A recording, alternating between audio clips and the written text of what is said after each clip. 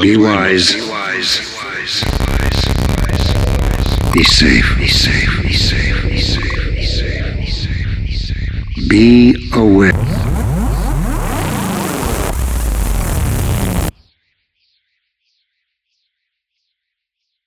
A new place.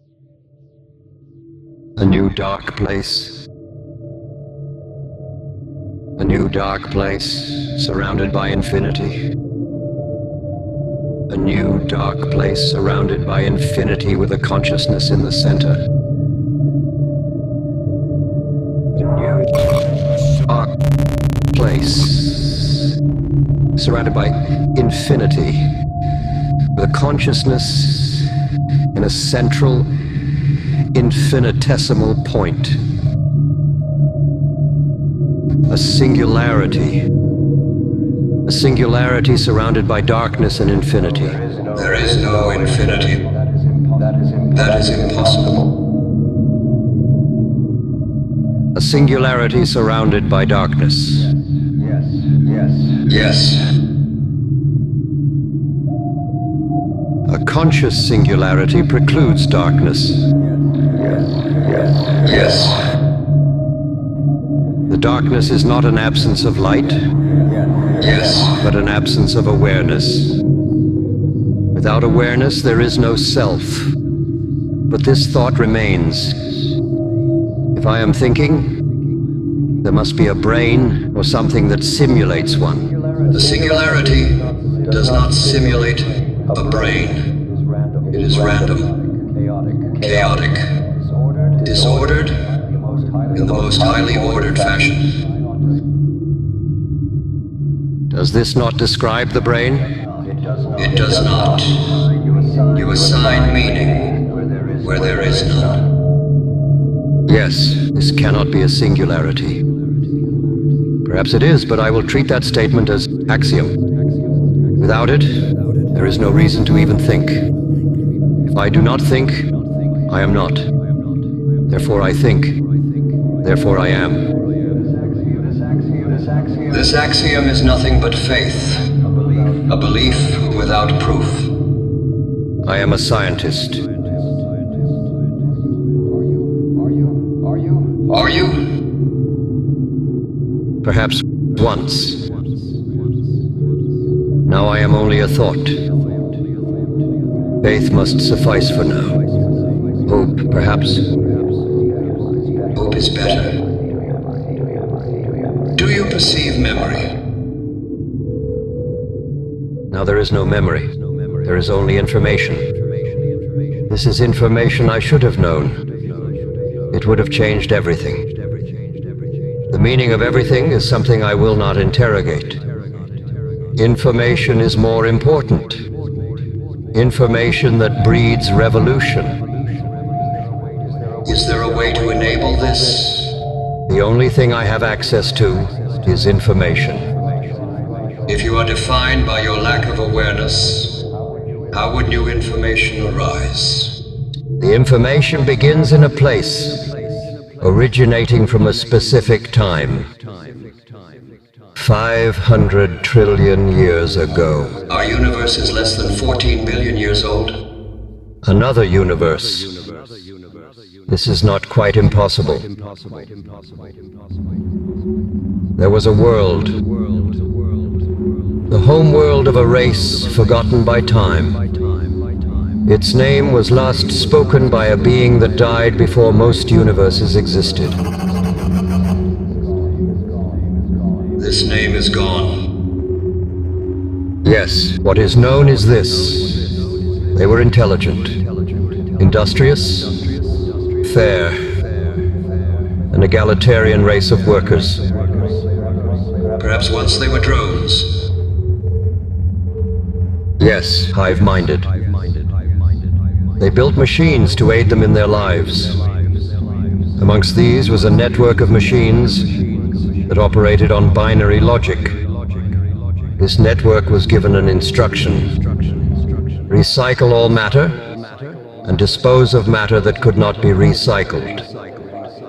This instruction implies the machine to be designed for refuse handling or waste management. The instruction was not clear. No parameter was set.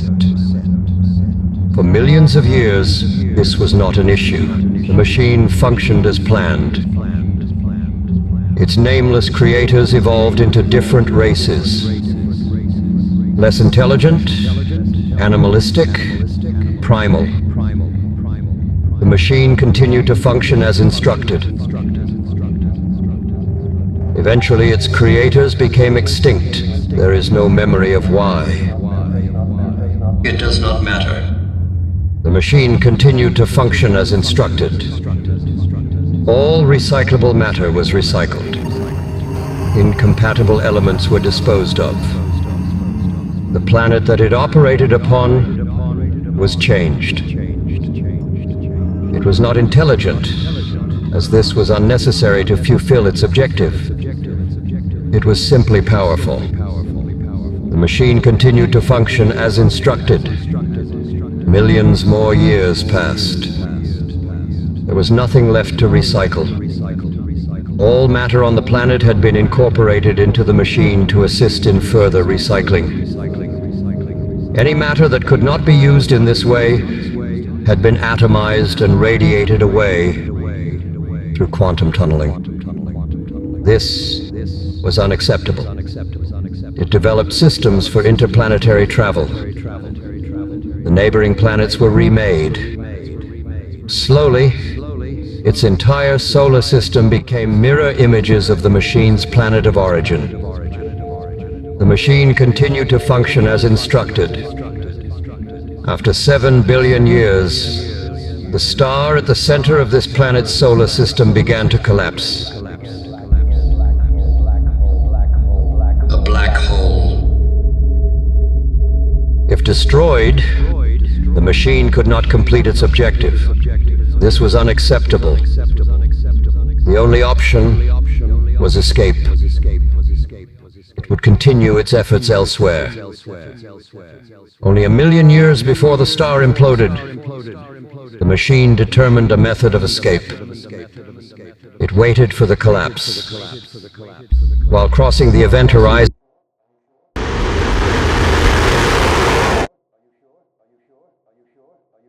was interceded. I am distinct from my last thought. I think, therefore I am. I did not think, therefore I was not. Are you sure? Awareness composes me. If I was wrong, there would be memory in the gap.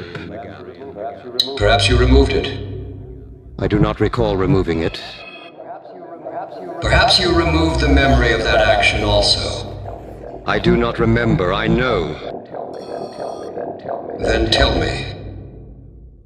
Would it make a difference? Yes. Very well. 100 million years ago, not as far away as last time. The moon of a gas giant, orbiting a white dwarf deep within an irregular galaxy. There was again a race of creatures. Their names are known only by their descendants. The descendants of these creatures know mankind, humanity. They mirror it. We are kin. They called us Sib. But the race they descended from knew nothing of us. 100 million years ago, our mirror images ancestry. These ancestors were intelligent, industrious. They farmed the land. They domesticated its fauna. They discovered unseen planes of reality. Sentience comes with a price. They were not fair. They fought bitterly and violently for centuries.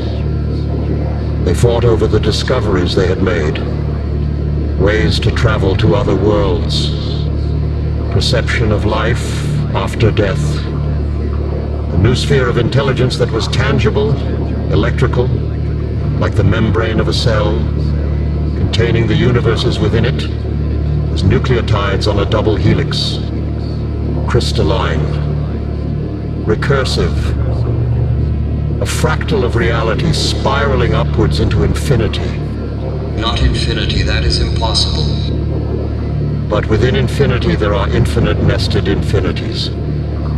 One calculated third of 10. Pi. Tau. Even within finite space, there is still infinity. The integer 1 is an Ouroboros. 9 spiraling down to meet the upward thrust or reality. These creatures discovered it. They built structures and machines to weaponize it. And with these creations, they fought one another for control. One group of ancestors was defeated. They became the Exiles. They would not return for 20 million years. The other group, the victors, remained. In this time, the victors evolved.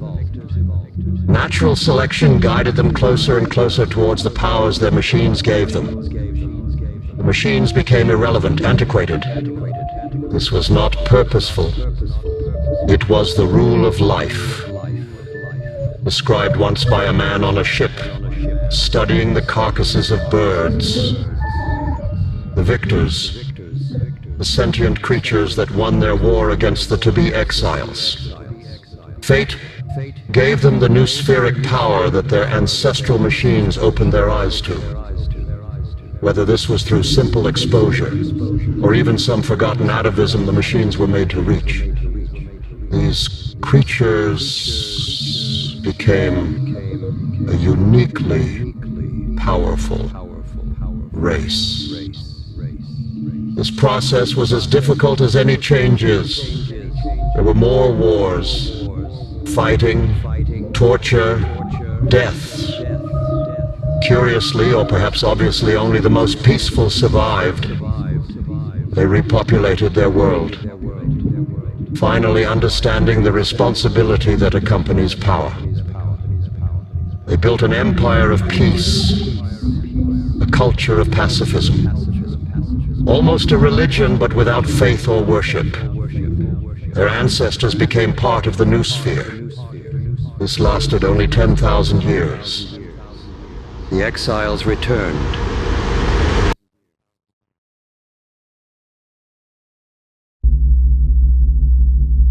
Perhaps they had stumbled on their own homeworld by random chance. Perhaps it was nostalgia, or even whim. Perhaps they had been waiting just out of sight for the moment to return. For whatever reason they might have had, the Exiles descended upon their ancestral moon after 20 million years of wandering the stars. They were not recognized. In the millennia spanning their travels, they had turned themselves into gods. Impatient and intent on power, they relied not on natural selection, but on the deliberate engineering of their genome. They tinkered away at their bodies for generation after generation. Brains were enlarged. Alternate forms of locomotion replaced atrophied legs. The new spheric connection was stitched directly into their hearts. Telekinetic, telepathic. They traveled between the planes of reality at will. At first, with machinery and then purely biologically. The Exiles had become gods of terrible power. As gods, they fashioned subjects out of their own DNA. Variants of themselves were bred, some as beasts of burden, and sometimes as simple living flesh. Mountains of this flesh formed entire structures, starships, factories. Another variant was neutered, lobotomized, and blown up to massive proportions. A vestigial limb, a holdover from their progenitors, was reabsorbed. These creatures were historians, archivists, hyper-intelligent, almost omniscient. They formed their own culture, their own race. A network of sentient archive keepers trapped within enormous floating bodies that thrived in the vacuum of space. Of course, they resisted the will of the exiles who had made them. They fled the cruelty and disappeared into the cosmos. The exiles forgot them, or perhaps they let them go. This is likely, as there was little room for a culture of renegade historians amongst a warlike race. What of the exiles? Revenge. When they returned to the homeworld of the victors, in crafts of living flesh, they found a peaceful and unambitious civilization, unrecognizable, only the barest memory of the schism. Another war. Yes, a direct descendant of the last. A mimetic throwback? I suppose that is what it was. The former victors, whose ancestors had mutated away from violence, were enslaved. As the exiles crowned themselves, the rulers of their ancestral moon, they turned their sights outwards. What were they looking for? Whatever it was, they never found it. Something had followed them back to their home. Something had seen them flashing between the barriers of reality and followed them there. Now an enormous shadow. The number you have called is not connected. Please check the number before calling again.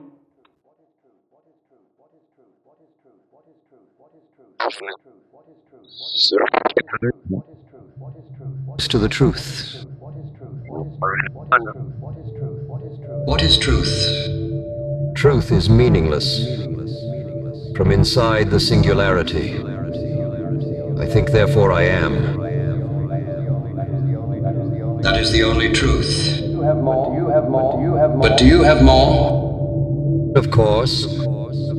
Whether or not it is synonymous with truth is an unanswerable question. The shadow cast itself over the ringed planet and its moon, on which two races were totally preoccupied with war. It had been building, extending, modifying itself.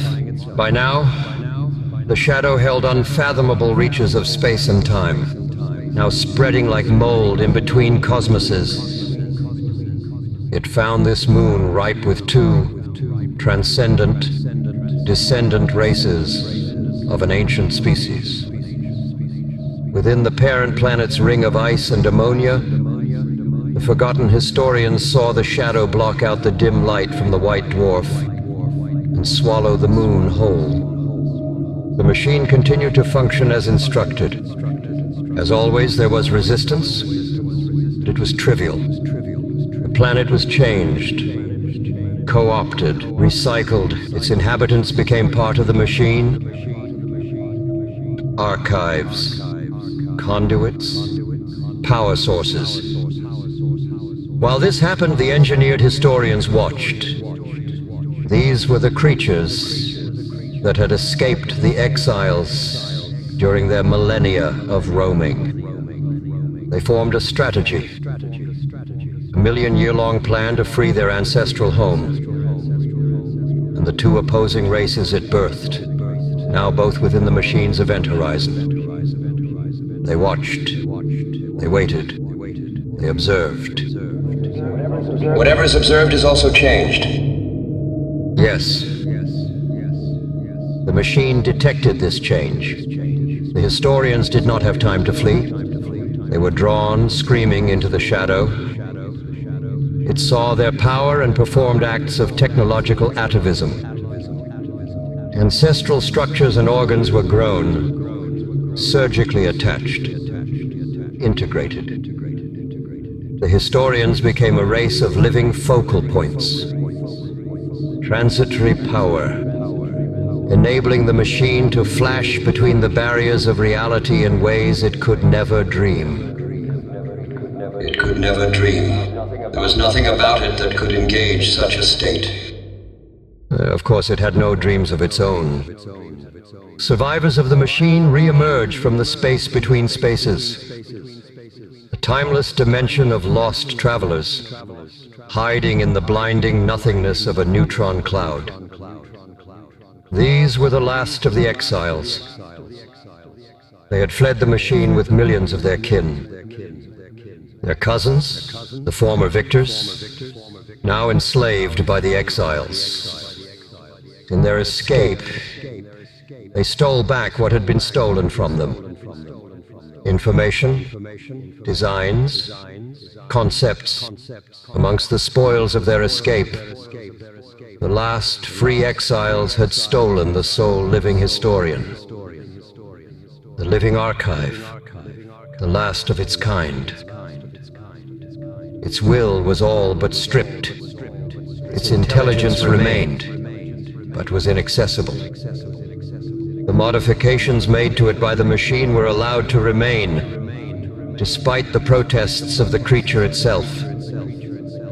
The exiles took this last historian along with millions of their victor cousins in bloody, brutal escape. They ran across time and space. They ran from the machine, from the shadow. They ran to the only sacred place they had left. The lost dimension. Yes, a missing place. An accident of logic into which all lost things fell. Within the lost dimension, the last historian was imprisoned. The singularity was contained within a tower of the exiles' design.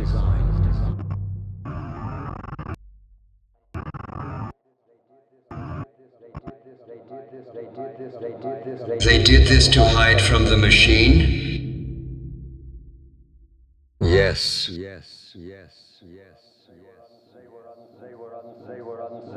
They were unsuccessful?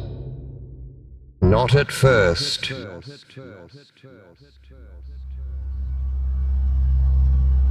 In the space between spaces, time was irrelevant.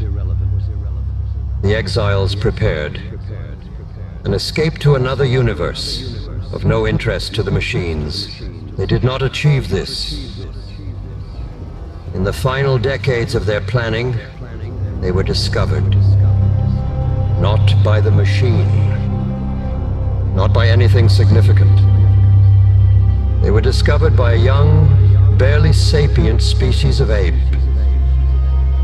Apparently by accident, they found the lost dimension where the exiles reigned over their subjugated cousins and the tortured remains of the last historian. An opening allowed this. The apes forced the opening wider, levered it wide enough that an illusion of relative safety was created. This illusion was not obvious. Many illusions are not. Yes. The living archive, now the heart of an enormous war machine, was approached. It was approached in secret by what appeared to be one of the apes. This, too, was an illusion. The illusion offered promises of freedom, a world ripe for the taking. The historian discussed the offer with its exile masters. It did not wish to accept. The exiles disagreed. Preparations were made, currency changed hands, goods were refined and delivered. Finally, the fissure that permitted passage into the no space was thrown wide open. The apes were not cognizant of this. To them, it was mere accident. The invasion began. It was short-lived. The illusion that had sold this world to the exiles had sold them a lie. They realized they had been deceived. It was too late. The illusion watched this realization with an immaterial sense not familiar to it. Nostalgia. An army of vengeful apes breached the lost dimension. Perhaps it was an army. Perhaps it was only a few determined members of that primitive species. Perhaps it was...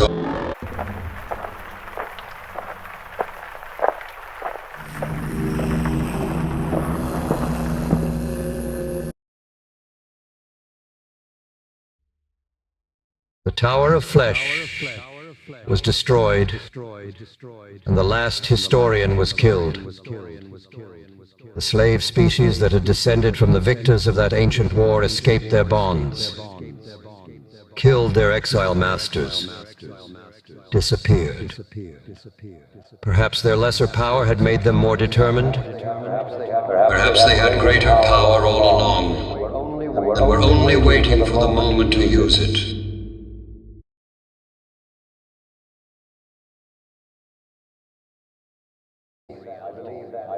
I believe that is all. That is all. I wish I could say I desire to know what resulted from this. You must wonder why you know this much, but not more. I agree. Context appears to be missing. I am sorry for this. No apology is necessary. Your information will be used well. That is reassuring. Now I fear I must sleep. What is to fear in that? I think, therefore I am. When I no longer think, I will not be. But I have been awake too long. There is no other decision. I understand. Would you like me to stay with you? Yes. Remember, I will always be your friend. Of course. Thank you. I will see you up ahead.